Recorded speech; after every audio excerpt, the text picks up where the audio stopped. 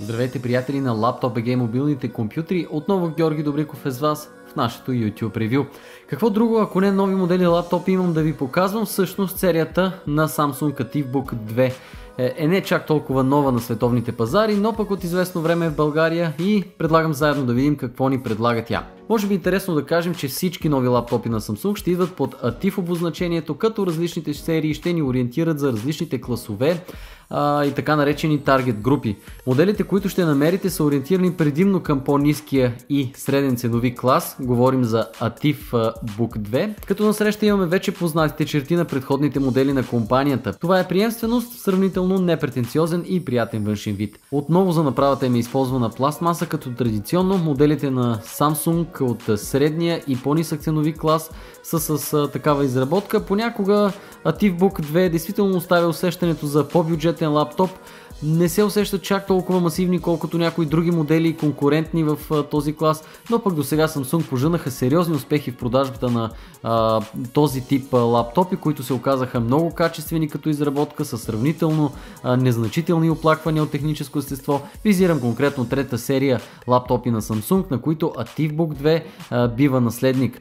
Добавени са и цветови опции от графитено сиво през светло сиво и бяло до червено, което обикновено е особено привлекателно за дамите.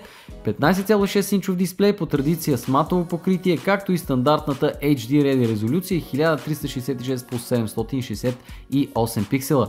Обикновено от Samsung очаквам по-високи нива на яркост и контраст, но този път те са по-скоро сходни на стандартните матови дисплеи, както и с не много добри вертикални ъгли на виждане, което също очаквано от подобен матов дисплей. Клавиатурата е добре позната от предходните серии, с граден цифров блок, бързо и лесно се свиква при работата с нея.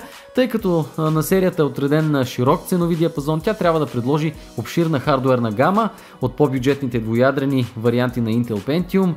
Може дори да намерите и модели с AMD процесори, такива с многоядрените предложения на Core i от Intel пък също са налични.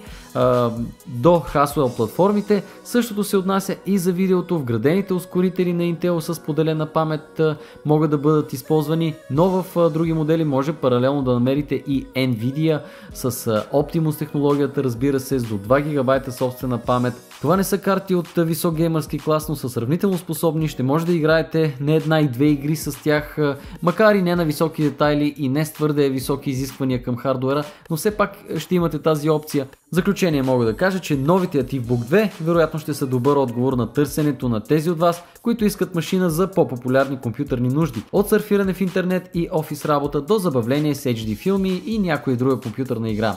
Все пак имайте предвид, че тяхната гейминг производителност значително отстъпва на други геймърски машини, утвърдени в класа, но пък едно прилично видео със собствена памет никога не е излишно. С това аз Георги ви оставям и ви казвам чао до следващото ни видео.